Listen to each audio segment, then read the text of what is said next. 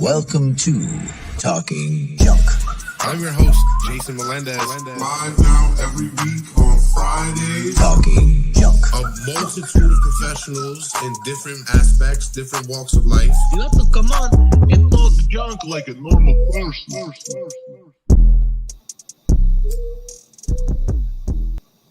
Welcome to Talking Junk, the show that comes to you every Friday night on Twitch, Periscope, YouTube, and I feel like I'm forgetting something, Facebook. There we go. Tonight, we're going to get straight into it. We got a great guest for you tonight, Mr. Hollywood Capone. How you doing tonight? Oh, man, I'm doing great. Thanks so much for having me. I'm excited to talk about it. Oh, man, it's our pleasure. So why don't we just get right into it? Why don't you just tell us a little bit about yourself?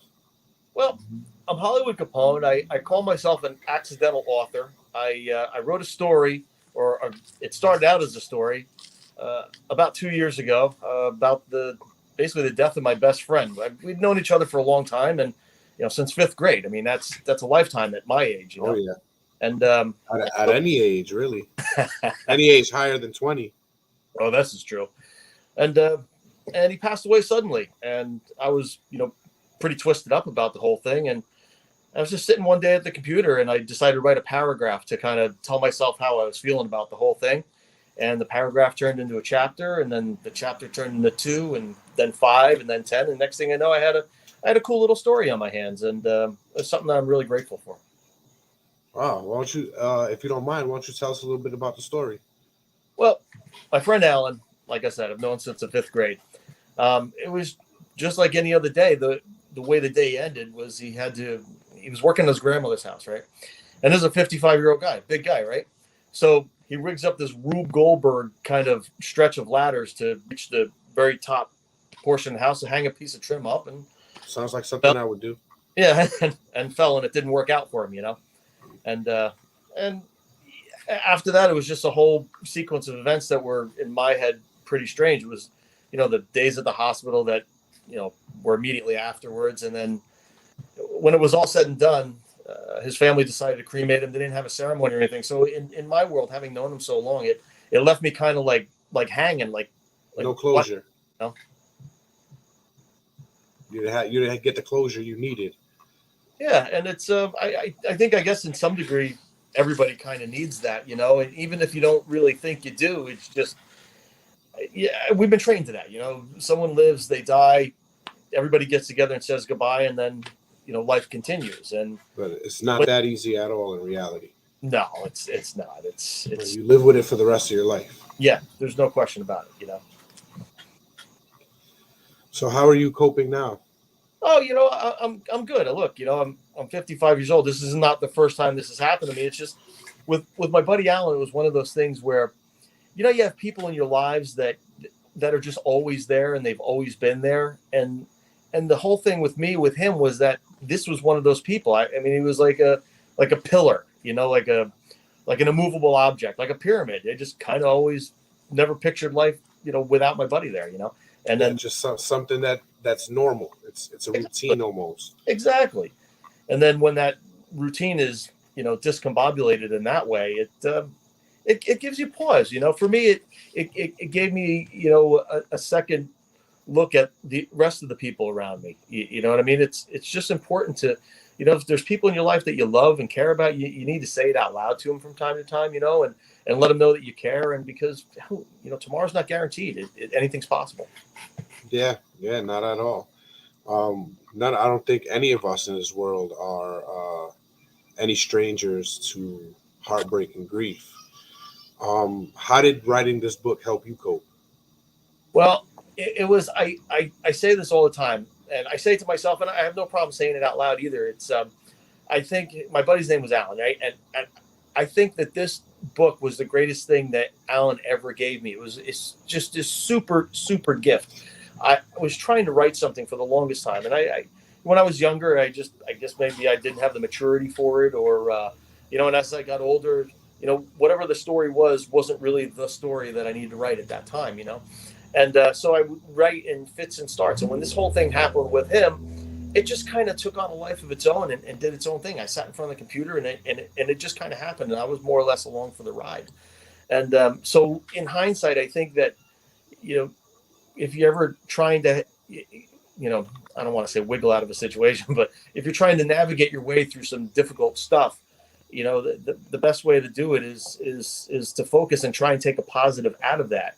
And this was a great positive for me. I took something out of it that was tangible, I could hold, and I could show other people, and I could say, hey, this is kind of what I think about this. And on top of that, it's a cool story too, because I don't really tell the story as a literal, here's what happened to my friend. It's I embellish and I turned it into a lot of fiction and grabbed from different pieces of our lives and stuff and turned it into something that I'm proud to stand behind. I would be proud to stand behind it too. Like I got something a little similar. Like I lost my son 8 years ago, and oh god, when that happened, I was trying to figure out how to kind of cope with it and how to, in my own way, try to like let him live on in a way. I did two things. The first thing I did was dive headfirst into a children's hospital video game charity event. And I did it every year for maybe 4 years, 5 years. Yeah. Then I couldn't run it anymore. After that, I took a hiatus a little while. I collected some action figures and set them up for him and all of that, because that used to be his thing, setting up figures and stuff. And then I decided to do a podcast, and he is my little mascot, my little Mad TV man. He is on every graphic. He's the guy that you see in the graphic behind you. So, in the promotional piece too, he was in there. Oh, that's awesome. I mean, it saddens me, but I'm happy for you on another level that you're bringing that in and making it part of what you are and what you do. That's just absolutely, it's amazing. I mean, as you know, you kind of have to. You find ways to cope, and it find ways to take hold of you. So, in essence, they live through your work. And you know what? In some way, they must live through your work. Yeah. You have to carry that on, and you always have that, in your heart and in your head as well as you continue on that path. Most definitely. So Hollywood, where'd that come from?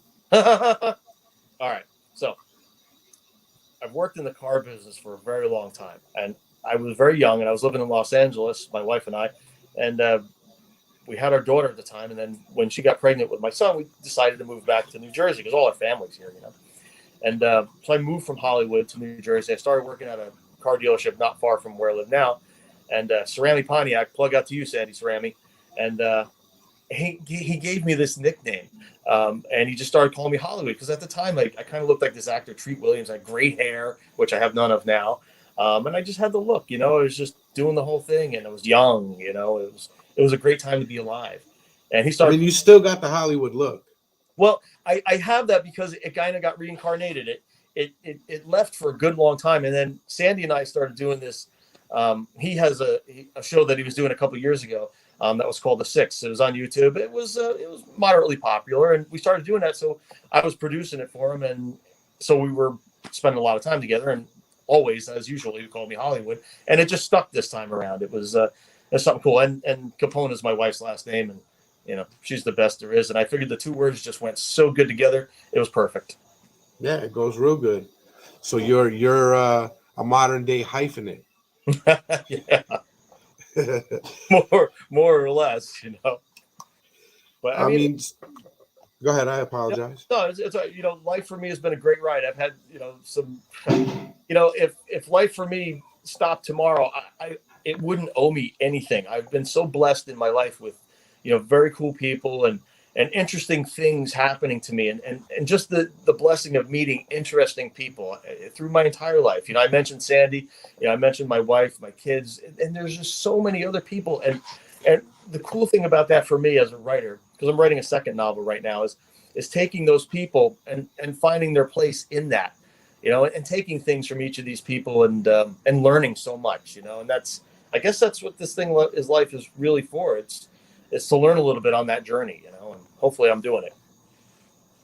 I mean, you definitely are doing it. We can see here your book is up. It's available multiple places. Oh, that's great. Thanks so much for putting that up there too, man. That's No, my definitely. that's my buddy Undercover too. That was we had done some camping trips down into South Jersey in the Pine Barrens, and it was much like the desert, a lot like Glamis down there. It's a lot of sand, a lot of pine trees, and a lot of dirt bikes, and a lot of good times. The link to the ashes just went into the comment box, so you guys be sure to click on that. Get that out there. Now, what do you? You said you was writing another novel. What is that one about? Well, that one is a little bit more of an elaborate story. I don't really want to give the whole story out because it's a little deeper. But the skinny of it, it's about a bunch of high school kids from Ramsey, New Jersey, who wind up saving the world. And what's kind of cool about it, I mean, it might be selfish, but I think it's cool, is my friend that died in the first book in the Ashes.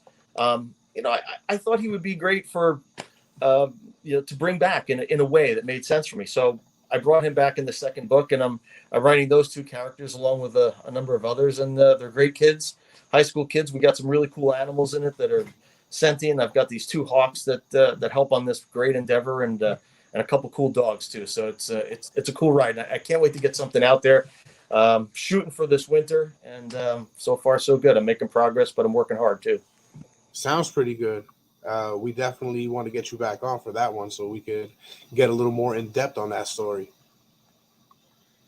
Yeah, that's that's another thing that after I finished the Ashes, I felt like there was this big letdown because I finished it and I was like, well, now what, And again, this kind of goes back to taking a positive thing out of a very negative thing. Is that the now what for me was I looked at it and I said, you know what? I said I did this one book. I know I can do something else, and then I just started writing again, and and it turned into this really cool open. About the opening of the book is this squirrel, right? And he thinks he's all full of himself, and he's grabbing these nuts out of the ground, and he's laughing, and all the other squirrels can't find theirs, but he's going through the to the ground in the spring, and he's getting these nuts, and he doesn't realize that there's this hawk spying him from on high, And he's all full of himself, and he's making a mockery of the other squirrels. He's telling the other squirrels how great he is because nobody's ever been a better squirrel than this guy. And he steps out into the sunlight. And once he's out in the sunlight, the hawk sees him. And the rest of the story kind of starts there. And ultimately, it's the demise of the squirrel. But it's kind of funny the way the whole sequence unfolds. And it was from right there, from the get-go. I was like, oh, I got something here. One of our viewers said Hollywood Capone is a cool name. Well, thank you. I appreciate that, man. It was given to me by others greater than I, and I accept it humbly. And now you're running with it. Yeah, I mean, what else are you gonna do, right? So you got one book down. You got another book in the works. Yeah. So now that you're a full-fledged accidental author, do you think it's gonna turn into a series, or are you gonna start writing more books in a different fashion, maybe a different genre? The next book the book that I'm working on right now is going to be far larger. It's way more elaborate. It's more of a novel than it is a paperback. But I just love the characters in it. I've pulled these characters, more or less out of thin air, but a lot of them are a compilation of feelings I felt over, my life and maybe a combination of, people that I've met along my way out in Los Angeles, and then some people I've met along my way out here in the East Coast of New Jersey. And it's fun to be writing about those two different, totally different dynamic places, but having the knowledge of both of them. I lived in Hollywood for 5 years, so like I know these streets. So I start writing these stories. I'm like, I know where, Fairfax meets 3rd Street. And I know where the Bank of America is there. And I know all this stuff. And it's really cool to be able to write about cool places that you kind of know something about, and it just takes shape in your mind and on paper, and before you know it, you're reliving these things. It sounds amazing. I know you said you have always had a passion for writing, but when did that passion spark? I was in the 5th grade in Mrs. Wagner's class, and I lived in a little town in Morris County, New Jersey called Mine Hill. Shout out to Mrs. Wagner. And all my Mine Hill peeps, right? Dover, New Jersey, if you're out there. So I had to write I think it was a haiku, right? and I don't remember the haiku, but I remember the name of the haiku, and I called it "Tracks in Snow," and it was like "Tracks in snow, there they go," and then the rest of the haiku, and I can't tell you the rest of it because I forgot about it, but I was You would like, have to have impeccable memory to remember a haiku from the fifth grade. but it kind of put the bug in me. I read a lot when I was a kid. You know, I wasn't one of those kids that hung around with everybody until I got a little bit older. I spent a lot of time just reading, and I just thought words were really cool. And then I started writing poetry. And look, you know, when I was like in high school and things like that, I mean, Gosh sake, watch your language. Sorry about that. I always forget to turn my ringer off. but you know, writing poetry and you know, stuff like that. I mean, it kind of was a cool thing. You know, made you popular with the girls and stuff like that. And they like reading that stuff. So it was like just a way of doing stuff, and I enjoy, you know, writing and just making stuff up out of words. You know, it's fun for me. Do you still write poetry? I do from time to time. I write a lot of songs. I've got a rock band. I mean, it's a bunch of older guys, but it's something I've been doing forever. I've been singing in bands since I was like 15, and I still grind it out today. And you know, we get together a couple times here and there a month, and we do our thing. And I got some original works with them. I had it in my head we were going to write a play at some point, but I've got so many balls in the air right now. So I'm playing with the band. I got the book. I'm working for a living. There's a lot going on. Hollywood Capone, a man of many talents. Thanks. Do you have anything on YouTube? Maybe I could pull up. You know, I really don't. I Let us hear the Hollywood Capone sound. I got to get better with that stuff. I'm, you know, more like I'm in a what do you want to go? A pre-20th century guy living in a 21st century world. If that makes any sense. Trust me, look, I was born in '87, so I'm only 30, but some of this stuff still gets me too. Let me tell you something about 1987. I met my wife in '86, and '87 was one of the best years I ever had. We were dating, and we were just all over each other, and it was one of the funnest years of my life. Sounds good. Anything you want to give us from '87? It was a great year. Well, the age is like fine wine. Man, you know what? I mean, you know, you were born in those years. So, I mean, you know, your parents were from those years and all in it. And there's so many cool things about that age. And then into the early 90s, too.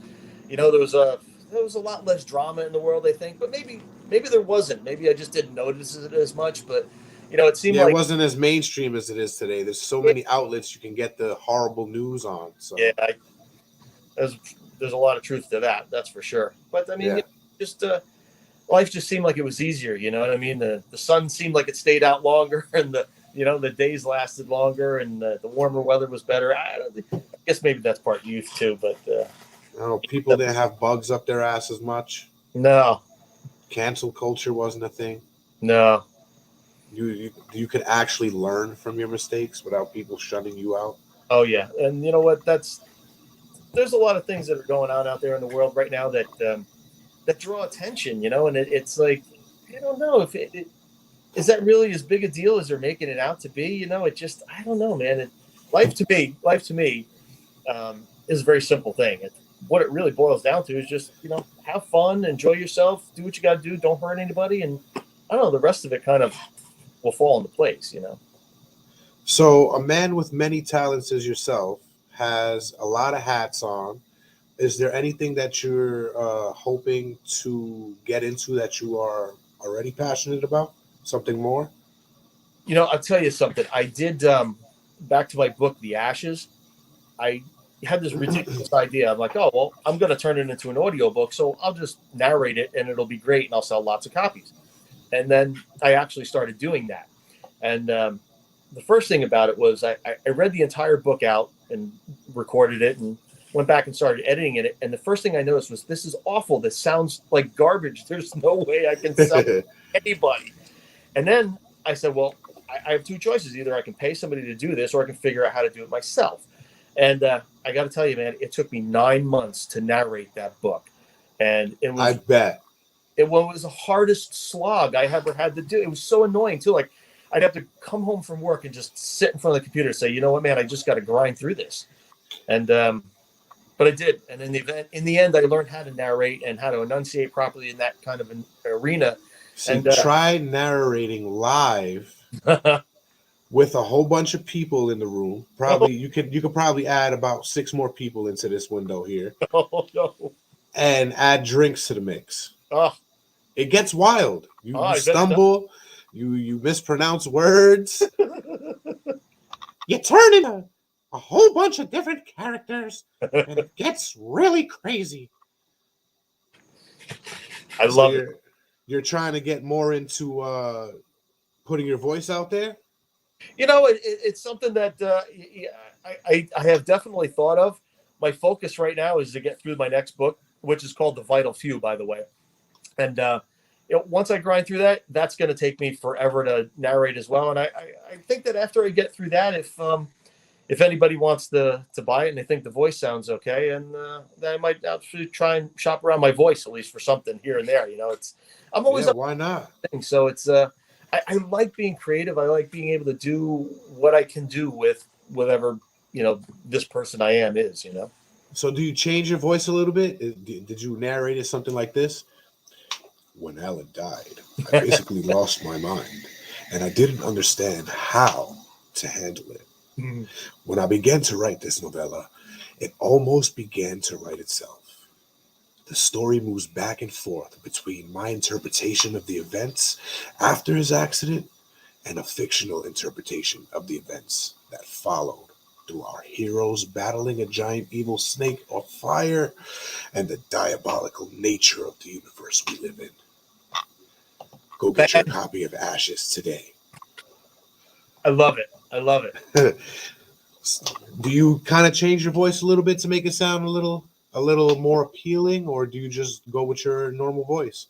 Here's the thing. My normal voice sounds, when I hear my normal voice sounds terrible, and I hate it. No, you got a pretty good voice. Well, I'm working on it, and narrating the Ashes helped me a lot with it. But the what I do is there's an evil fire snake in the Ashes, right? Well, the fire snake only speaks in poetry. So if you read the Ashes, you'll see when the fire snake speaks, he speaks in poetry. So I changed it up for his voice because I have to, because he's a completely different character.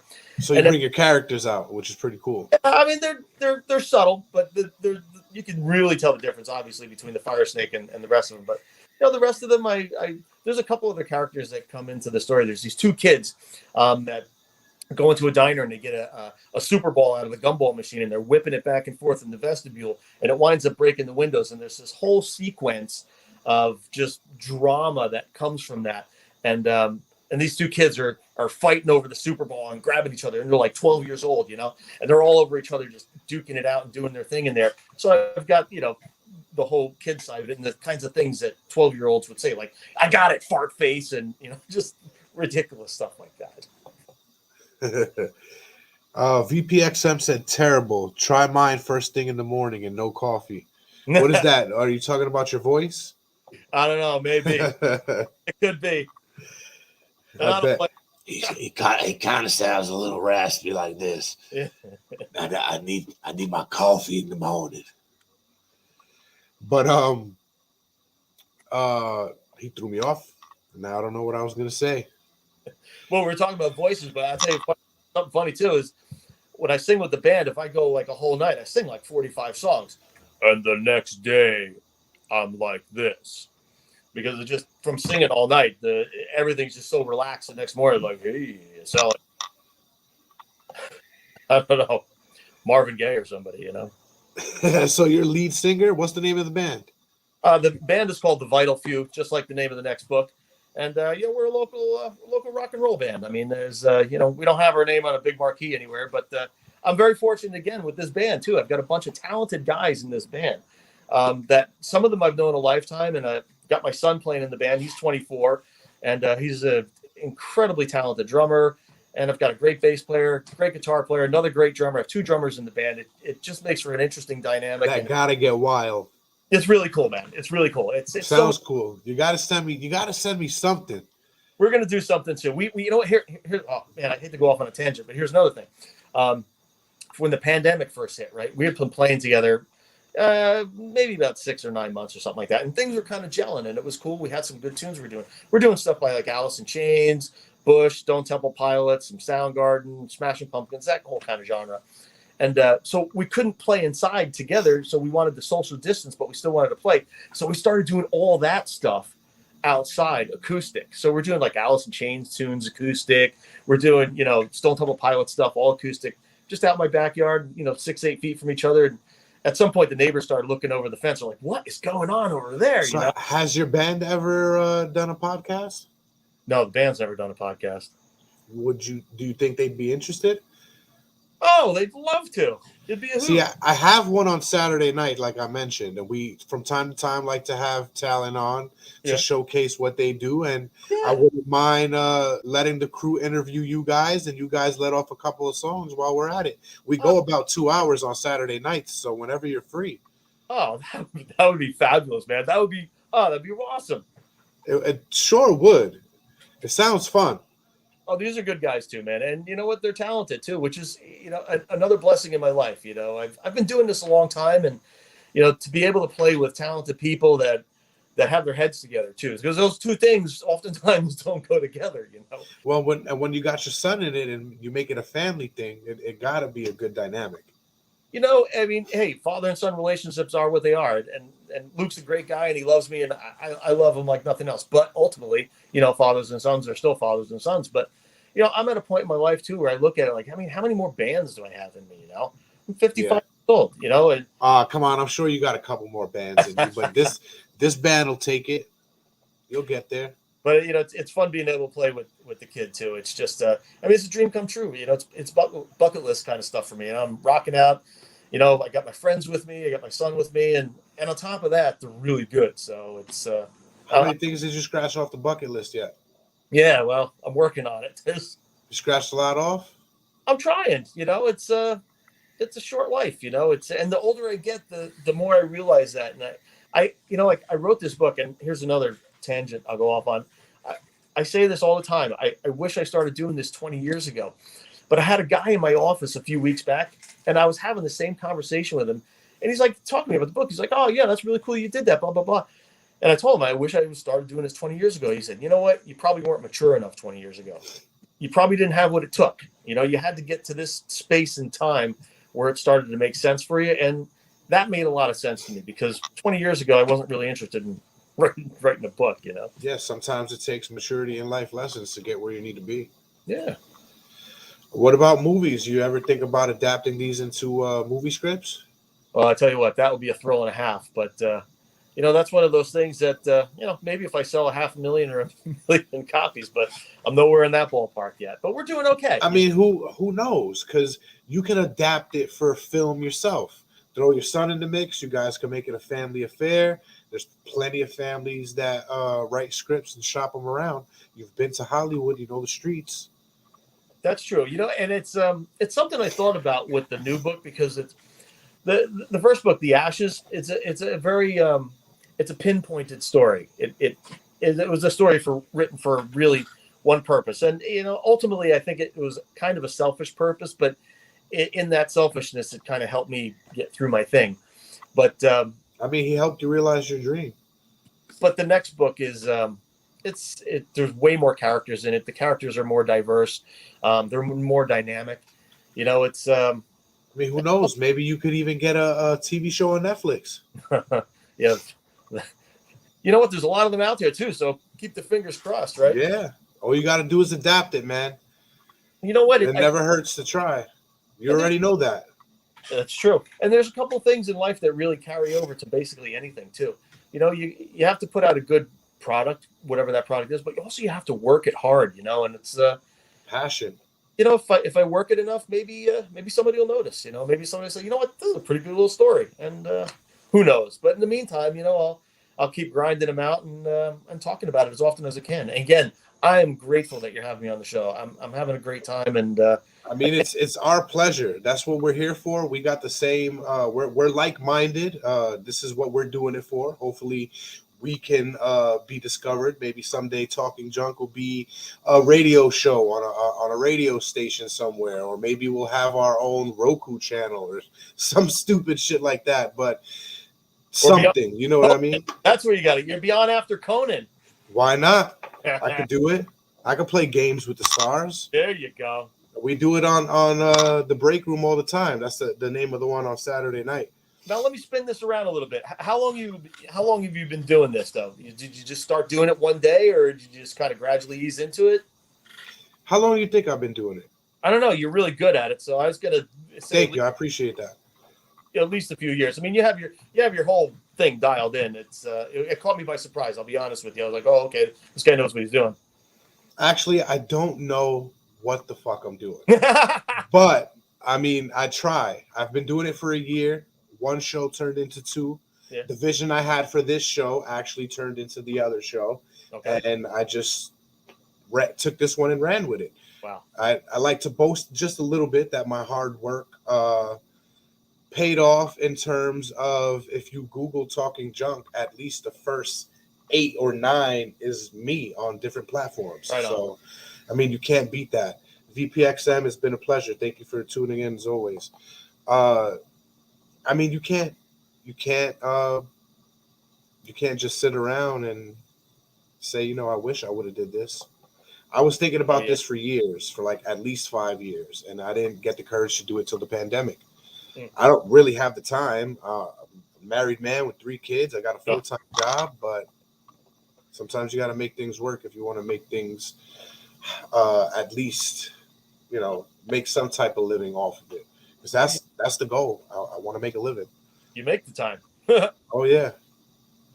What's a half an hour every Friday night?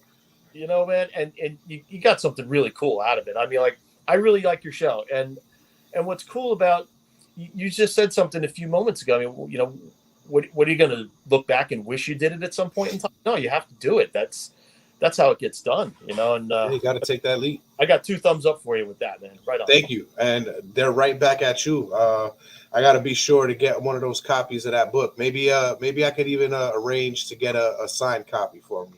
No, you send me the link to where to send it, and I'll send you out a copy. Yeah, no worries. We'll get that taken care of. But we want to thank you. I know you're a busy man. You got to get back to doing something, band work, writing that book, starting to adapt that script. But thank you again. It's been an honor. We appreciate having you on. You know, I am grateful, and I thank you. I thank Talking Junk. I thank, you know, from the bottom of my heart, I really appreciate you having me on. I had a great time, and it was great to talk about it and great to meet and talk with you. I can't thank you enough. Thank you. I'm going to send you the link to the break room so we can set this up. We got to have the band on. Right on, man. Oh, let me tell you something. We've all been doing vacations here the last couple of weeks, right? I'm going to LA in 2 weeks on my own deal, and my son's away in Florida. My drummer's down the shore. Oh, I'm in Florida. But you know, when we come back, we're going to talk about this, and they're going to be stoked. They're going to love it. I can't wait to bring it up. Sounds good. I can't wait. Well, again, thank you for coming on. Junkers, thank you for tuning in. Tune in tomorrow night on the break room. We will be talking about Armin Muse, a weird guy who ate somebody he found on the internet. We'll talk about it tomorrow.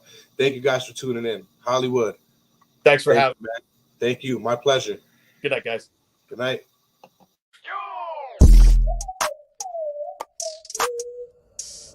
Welcome to Talking Junk.